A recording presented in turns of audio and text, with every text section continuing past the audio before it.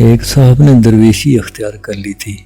ایک دن اپنے مریدوں کو بتانے لگے، میں پہلے بہت دنیا دار تھا، میرا کاروبار تھا، غم روزگار تھا اور زندگی اسی بھاگ دوڑ میں تھی۔ ایک دن دیکھا ایک کتے کا سڑک پر ایکسیڈنٹ ہو گیا، وہ اپاہج ہو گیا، میری دکان کی دیوار کے پاس گھسٹ کر وہ بیٹھ گیا۔ میں نے سوچا دیکھتا ہوں اللہ اس اپاہج کتے کا اب کیا کرتا ہے۔ تب ایک دوسرا کتا وہاں آیا، اس کے منہ میں کوئی بوٹی تھی، وہ اس نے اس اپاہج کتے کو کھلا دی۔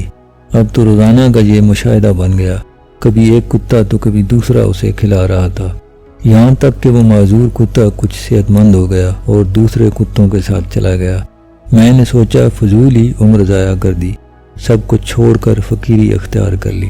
اس کی ایک مرید نے کہکا لگایا اور کہا، پیر صاحب اچھا ہے آپ نے آج ہمیں یہ بات سنا دی، ورنہ پتہ نہیں ہم کتنی عمر یہاں ضائع کرتے۔ آپ نے معذور کتے کو تو دیکھ لیا، لیکن ان کتوں کو نہیں دیکھا جو اس کے لیے منہ میں رزق بھر کر اسے کھلانے کے لیے لا رہے تھے۔ آپ نے لینے والے کو دیکھ لیا، لیکن دینے والوں کو نہیں دیکھا، آپ بھلا ہمیں کیا دے پائیں گے؟ تو دوستو، ہمارے چھوٹے چھوٹے فیصلے ہوتے ہیں جو ہماری زندگی اور ہماری پہچان بنتے ہیں۔ ہماری اکثریت فیصلے اور کوشش کا فرق جان نہیں پاتی۔ فیصلے یا تو درست ہوتے ہیں یا ان کو درست ثابت کیا جاتا ہے۔ ہم بار بار کوشش کرتے ہیں، کسی کوشش کی ناکامی کا مطلب یہ نہیں ہوتا کہ فیصلہ ہی غلط ہے، بلکہ دوسری تیسری کوشش کا دروازہ ہوتا ہے۔ ہمیشہ فیصلہ بس وہ کریں جہاں آپ دینے والے ہوں، لینے والے ہمیشہ وہ ہوتے ہیں جو کوشش کرنا ہی نہیں چاہتے۔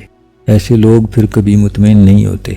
بنا کوشش جو بھی مل جائے اس کی قدر نہیں ہوتی، اور بے قدر زندگی میں اطمینان پھر کہاں سے آئے گا؟